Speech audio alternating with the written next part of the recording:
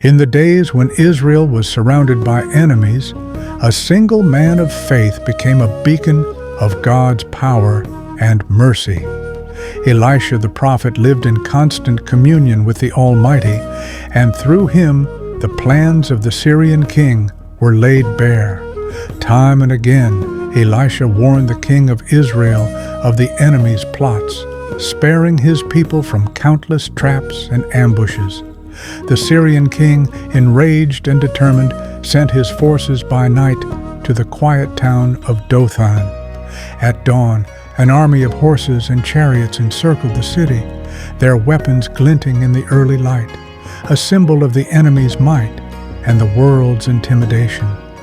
But in that moment of encirclement, fear met the unwavering faith of Elisha. For even as the hills bristled with warriors, Elisha's spirit rested in the unseen power of God. He prayed, and the eyes of his young servant were opened to behold the hidden legions of heaven, chariots of fire and horses of flame, a celestial host standing watch around God's faithful prophet. It was a glimpse of eternity's protection, a testament to the reality that God's armies are never outnumbered. Then Elisha, moved by divine authority, prayed again. In an instant, blindness fell upon the invading army.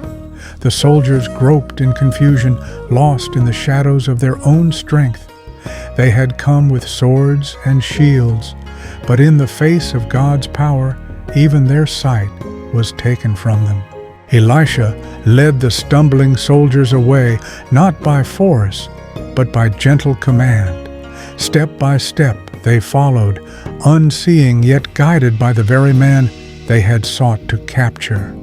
He brought them into Samaria, the heart of Israel's kingdom, where they stood exposed and surrounded, the mighty humbled by a prophet's prayer.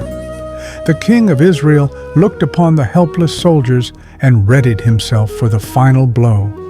But Elisha's heart was stirred by compassion. Instead of destruction, he ordered a feast. Food and water were set before the men who had come as enemies. In that act of kindness, mercy triumphed over vengeance. The soldiers, once fierce and fearsome, now sat at a table of peace, their hearts softened by the generosity of their supposed foe. Fed and refreshed, the Syrians returned to their king. No longer did they come to raid or to conquer. The power of God's intervention and the tenderness of Elisha's mercy turned them back. The land of Israel was safe, not because of swords or walls, but because one man believed in God's faithfulness and chose compassion over cruelty. So, what is your Syrian army? What battle has surrounded you in the night? Fear, doubt, or the threat of the unknown? You may not see an army of angels in the hills. You may not hear the sound of chariots in the wind, but the promise still echoes. Greater is he who is with you than all that stands against you. These are the days of siege, the days of encirclement and fear. But they are also the days of faith, the days of a people who see beyond the enemy's walls, the days of those who answer with kindness when the world demands vengeance. For the Spirit of Christ still calls us to be peacemakers, to feast our enemies at the table of mercy, to stand in the face of darkness with the light of compassion. Because God's power is not in the sword or the spear, but in the quiet prayer of faith, in the gentle hand that leads the blind to safety, in the cup of water offered to the weary. So rise, sons and daughters of grace. Let your eyes be opened to the hills of God.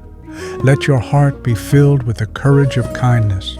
For the Lord of hosts still leads his people, and the armies of heaven still surround those who trust in him.